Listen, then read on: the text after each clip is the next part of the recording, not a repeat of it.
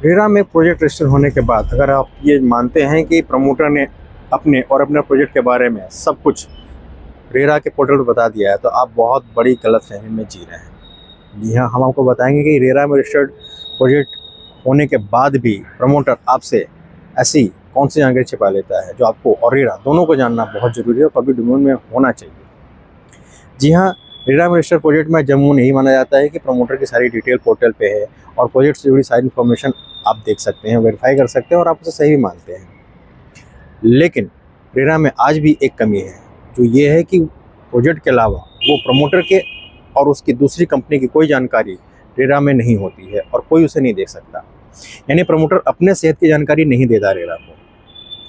Promoter की अपनी company और उसकी जो दूसरी कंपनियां हैं उस पर अथॉरिटी के ड्यूज़ कितने हैं, बैंक के ड्यूज़ कितने हैं, उसके पास पैसा कितना आना है किस प्रोजेक्ट के सापेक्ष, और उसकी ओवरऑल जो फाइनेंशियल कंडीशन है वो कैसी है, ये जानकारी रेरा में लेने का कोई मीडियम नहीं है, कोई तरीका नहीं है और न ही इस टाइप की कोई डिक्लेरेशन ली जाती है।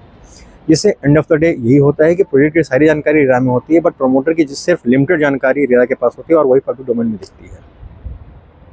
कहने को 4 साल का एटीआर लिया जाता है और एक लास्ट फाइनेंशियल ईयर की ऑडिट रिपोर्ट ली जाती है कंपनी की, लेकिन आम बोलचाल की भाषा में आम आदमी के लिए इसे समझना बहुत मुश्किल होता है। इसे कोई फाइनेंशियल या फाइनेंस बैकग्राउंड का आदमी समझ सकता है।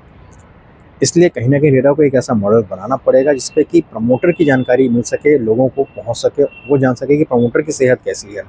कहीं उसकी हालत ऐसी तो नहीं कि उसके ऊपर डेब्ट बहुत ज़्यादा है, उसके ड्यूज़ बहुत ज़्यादा हैं और कहीं किसी प्रोजेक्ट के मामले में उसे एनसीएलटी में न खींचा जाए, जिसकी वजह से जनरली यही होता है कि जो एक प्रोजेक्ट होता है उसकी वजह से पूरी कंपनी अटक जाती है, उसके सारे प्रोजेक्ट पे ऊपर नेगेटिव इम्पैक्ट पड़ता है। तो ये एक बहुत बड़ी कमी है जो रेरा को इम्प्रूव करनी पड़ेगी और हो सकता है आने वाले दिनों में इस पर काम हो रहा हो।